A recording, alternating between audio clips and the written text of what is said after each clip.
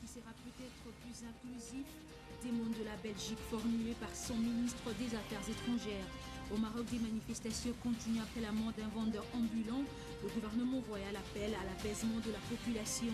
Et puis, éliminatoire mondial Russie 2018, Florent Ibenge a publié ce lundi la liste de prêts sélectionnés pour affronter le Syli national de la Guinée.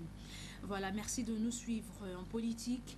Les résolutions du dialogue continuent à faire couler beaucoup d'encre et des salives. Le Royaume de Belgique ne partage pas cette façon de faire les choses. Alors, invité à la chaîne nationale belge, Didier Reynders appelle à un nouveau dialogue. De précision avec Lauriane Landou.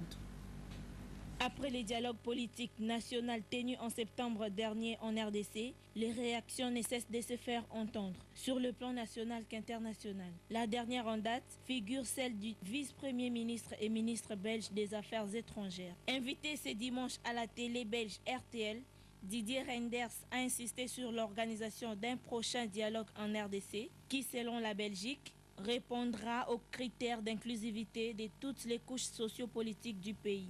Pour la Belgique, le dialogue devrait cette fois-là aboutir à des résolutions plus concrètes dans l'organisation des élections dans une année, pas plus. Pour rappel, le dialogue national ouvert le 1er septembre dernier a été clôturé le 18 octobre avec un accord politique signé par différents participants.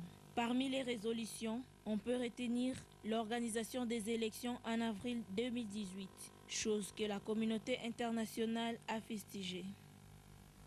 Justement, au sujet du dialogue national tenu à Kinshasa, l'honorable Adolphe Muzito appelle lui à un deuxième round de ce forum afin de corriger quelques faiblesses de l'accord politique signé le 18 octobre dernier à la Cité de l'Union africaine. Alors, Maître Steve Kikwata, l'un des collaborateurs d'Adolphe Muzito, nous donne ici les raisons fondamentales. Il est au micro de Trésor Toto. On exige un deuxième round du dialogue, tout simplement parce qu'on considère que dans l'accord qui a été signé à la Cité de l'Union africaine, comporte de points positifs. Donc ce n'est pas un mauvais accord dans l'absolu, mais il y a quelques points négatifs qu'on doit nécessairement corriger. Il y a d'abord effectivement cet aspect qui a eu à interdire que les autres forces puissent entrer dans l'accord, entrer dans le processus du dialogue pour améliorer l'accord. Or, cette disposition existait. Deuxièmement, il y a la date de l'organisation des élections, surtout l'élection présidentielle, qui n'est pas rendue impérative, qui n'est pas constitutionnalisée. Il n'y a pas une date précise pour l'organisation des élections. Dans l'accord, on dit que c'est 6 mois après l'enrôlement, donc plus ou moins en avril 2018. Mais dans le même accord, il y a un deuxième alinéa qui dit que les comités de suivi, après évaluation avec la CENI, peuvent prendre une autre date. Donc ça veut dire que c'est très possible qu'il y ait glissement dans le glissement après 19 décembre. Il y a aussi l'aspect financier. Nous savons que nous sommes en rétrocession. Les caisses de l'État ne sont pas seulement vides, mais elles sont en déficit parce qu'actuellement, il y a certaines dépenses qui sont financés par la planche à billets par le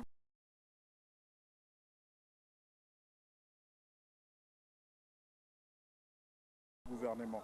Donc, les moyens, 900 millions pour organiser les élections, parce que seulement 300 millions ont été décaissés, 900 millions ne pourront pas être mobilisés en une année, parce qu'en 4 ans, on n'a su mobiliser que 300 millions.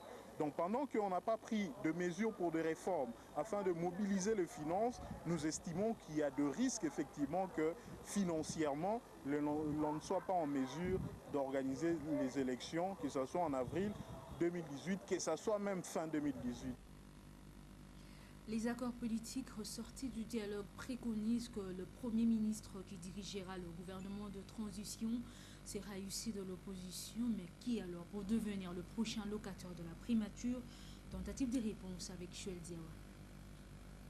Le 18 octobre 2016, jour où les rideaux du dialogue national sont tombés à la Cité de l'Union africaine, parmi les résolutions qui découlent des accords politiques signés par toutes les composantes, on peut retenir que les élections seront organisées au mois d'avril 2018.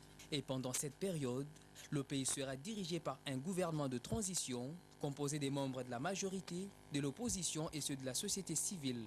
Ce gouvernement sera dirigé par un premier ministre sorti de la composante opposition, mais au sein de cette opposition, qui pour présider à la primature de transition.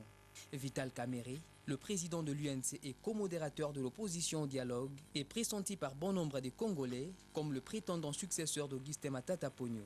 Mais l'ancien speaker du Parlement ne fait pas l'unanimité au sein de la composante opposition. Steve Mbikai, président national du Parti travailliste, n'abdique pas. Ce député national a également du crédit pour conduire ce gouvernement de transition. Il y a également pas mal des opposants qui se sont déjà prononcés pour arracher ce poste prestigieux aussi convoité. Némoine Antemi, Corneille Moulumba, Florentin Mokonda Bonza, Léon Kengoa Dondo, Justin Bitakwira pour ne citer que cela, tous n'ont pas encore dit leur dernier mot. Tout se jouera du côté du GLM, en attendant le 7 novembre, date de la publication de ce gouvernement. Le combat de cash continue au sein de la classe politique, opposition pro-dialogue. À propos justement de cette situation qui divise l'opposition pro-dialogue, Steve Mbikai sort du silence. Le président du Parti travailliste estime que ses pairs auraient opté pour lui à la primature, mais Vital Kamerhe et ses hommes ont falsifié le dossier. Steve Mbikai a été joint au téléphone par Chuel Diawa. Non, mais il s'agit de la dénonciation par nous d'une tricherie. La première tricherie est que l'honorable Vital Kamerhe nous a fait croire que le chef de l'État aurait décidé que les gens qui étaient comme modérateurs dans les bureaux au dialogue devraient continuer leur travail, alors que le chef de l'État ne peut pas s'initier à nos affaires pour désigner nos dirigeants. Tout ça parce que son mandat a pris fait comme modérateur au dialogue, il n'a plus le droit d'engager le groupe. Et puis, il prétend que tout le groupe-là qu'il avait nommé au dialogue devra continuer à négocier à notre place. De deux, il y a 3 jours, il nous a contactés, nous avons négocié.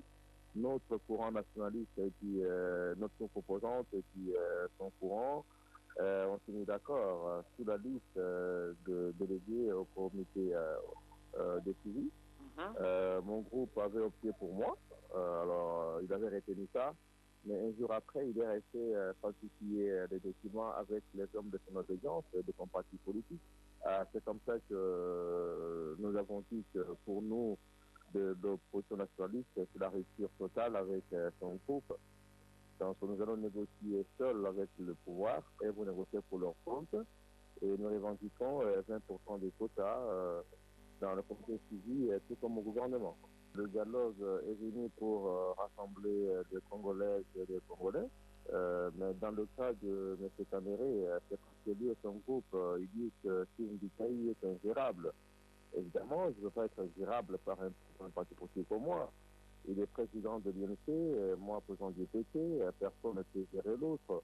Le dialogue était une très bonne chose, il a accouché d'un bon accord. Et nous demandons à tout le monde de tenir cet accord. Quant au reste, ça fait partie des humeurs des individus et de leurs ambitions. C'est de la bonne guerre, quoi. L'accord dit que le Premier ministre est nommé dans l'opposition.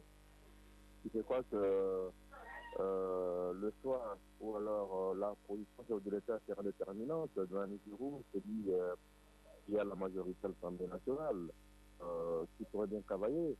Je ne pense pas qu'il puisse opter pour quelqu'un qui veut à tout prix jouer au matisal, c'est-à-dire aller vers la transition, pas pour la nation, mais pour préparer ses ambitions personnelles à renverser le système pour prendre la place. Je pense que lui, le chef de l'État pourrait analyser tous les paramètres et puis prendre position. Voilà. Les rendez-vous hebdomadaires des matinées politiques ont été respectés le vendredi dernier au parti Union de démocrates pour la renaissance du Congo. Les enjeux politiques de l'heure et la suite de présentation de cadres du parti ont caractérisé cette journée. Steve Kambanga et autres étions étaient là pour le compte de votre rédaction. Suivez.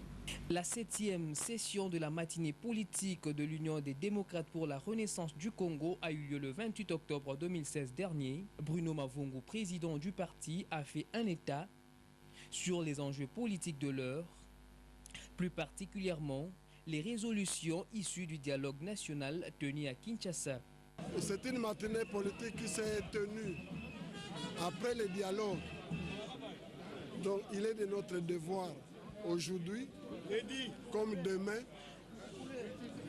de vulgariser l'accord politique qui a été conclu, signé au dialogue. Et c'est ce que nous avons fait. Nous avons par la suite, vous savez que notre parti est jeune, il est nouveau.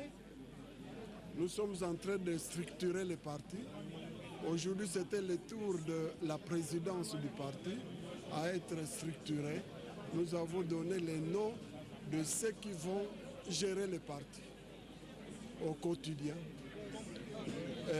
Nous avons donné certaines instructions pour justement la gestion de ce parti. Il a profité de cette même occasion pour continuer la présentation des cadres du parti, entre autres les secrétaires généraux et les présidents fédéraux. Retenons que les matinées politiques de l'UDRC seront organisées chaque vendredi dans le but des échanges avec sa base. Cela pour mettre ses militants au parfum de l'actualité politique du pays. Processus électoral, le président de la Commission électorale nationale indépendante a échangé cet avant-midi avec l'ambassadeur belge pour la région de Grand Lac, accompagné de l'ambassadeur du Royaume de Belgique en RDC. Ces diplomates sont venus se rendre compte de l'état d'avancement du processus électoral. Alors, au sortir de cet entretien, les diplomates belges s'est exprimé en ces termes. Des questions, des efforts que fournit la Commission électorale nationale indépendante pour organiser des élections dans un contexte politique que vous avez qualifié de particulier. Et nous sommes là pour nous informer, pour se rendre compte des défis pour organiser des élections dans ce pays et sur les solutions qui émergent pour les rencontrer. Nous avons tous pris note des idées contenues dans l'accord du 18 octobre, dont la CENI doit évidemment tenir compte. Et je crois que cela a accru les défis de la CENI.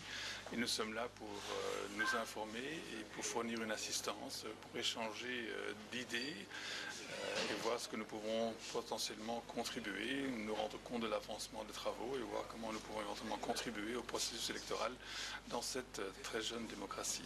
L'envoyé spécial est venu ici avec un mandat du ministre de ramener une information la plus complète possible pour informer le gouvernement belge sur ce qu'il y a moyen de faire.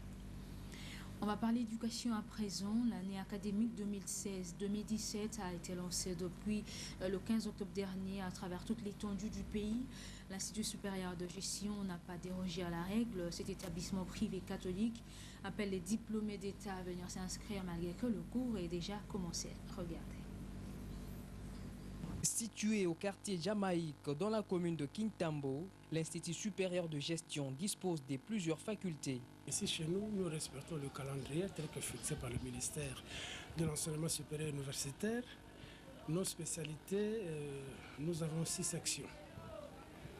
L'assistance sociale et gestion des ressources humaines, le développement communautaire et gestion des populations, la gestion informatique, le marketing et gestion des entreprises, le management et gestion des affaires, ainsi que le secrétariat comptable et gestion du bureau. Cet institut catholique agréé se conforme aux exigences du ministère de l'Enseignement supérieur et universitaire. Les cours se disposent dans des standards internationaux. Malgré ce niveau d'enseignement, l'ISG appelle les diplômés d'État à s'inscrire gratuitement. Chez nous, l'inscription est gratuite, vraiment gratuite, et les étudiants étudient dans de très bonnes conditions. Le programme est respecté, qu'ils viennent, l'inscription est gratuite. Il y a disponibilité pour les nouveaux diplômés. Et vous devez savoir, je porte à la connaissance de l'assistance que chez nous, les frais académiques, c'est à moindre frais, selon la politique arrêtée avec l'Église catholique. Elle est recommandée par les curés des paroisses. Ne paient que $5 par mois, donc à raison de $45 par an. Et les non recommandés $10 à raison de $90 par an. Retenez que l'ISG dispose d'une salle informatique moderne, d'une bibliothèque riche en ouvrages pour faciliter la recherche scientifique aux étudiants. Un home est également à la disposition de ces étudiants.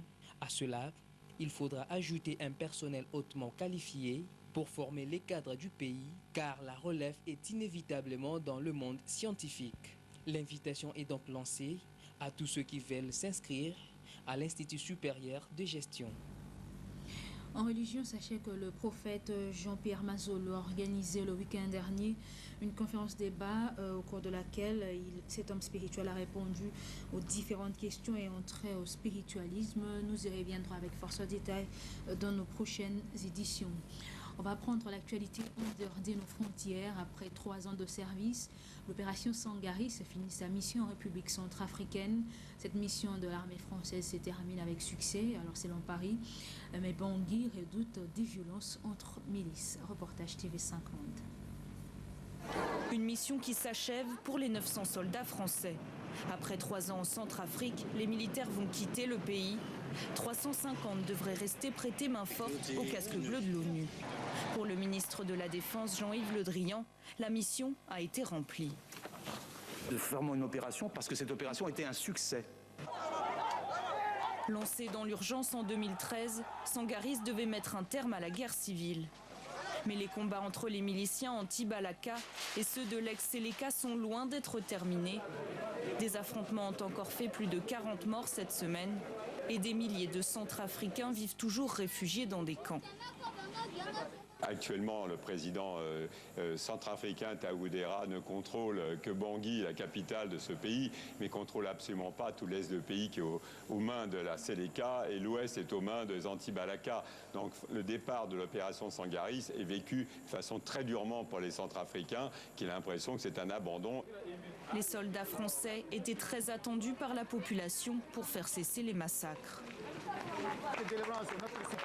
Avant que des accusations d'abus sexuels ne viennent entacher leur réputation.